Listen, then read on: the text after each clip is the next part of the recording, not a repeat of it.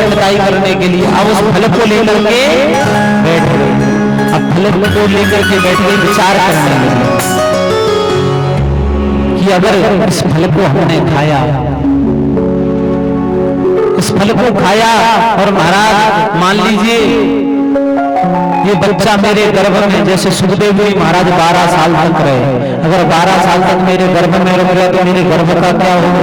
उल्टे व्यक्ति हमेशा उल्टी सोच रखते हैं और बोले अगर 12 वर्ष तक गर्भ में रह गया तो क्या करेंगे? और मान लो महाराज गांव में डाकू आया और चोरी करने के लिए दौड़े या मारने दौड़े तो मैं भाग नहीं पाऊंगी।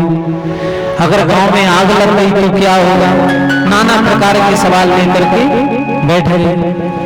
तब महाराज विचार, नाना प्रकार के विचार करने लगे कि इस फल से क्या होगा।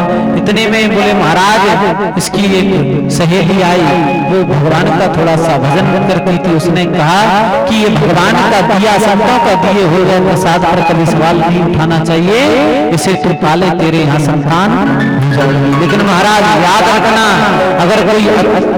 अगर कोई खराब व्यक्ति हो, दुष्ट व्यक्ति हो, अगर तुम उसे अच्छी सलाह दोगे उसे अच्छी नहीं लगेगी।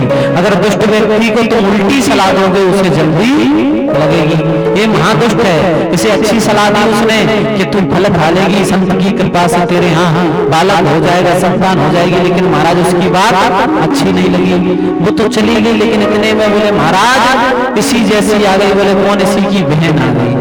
बहन ने बोला दीदी क्या कारण है, इस फल को लेकर के क्यों बैठी हो?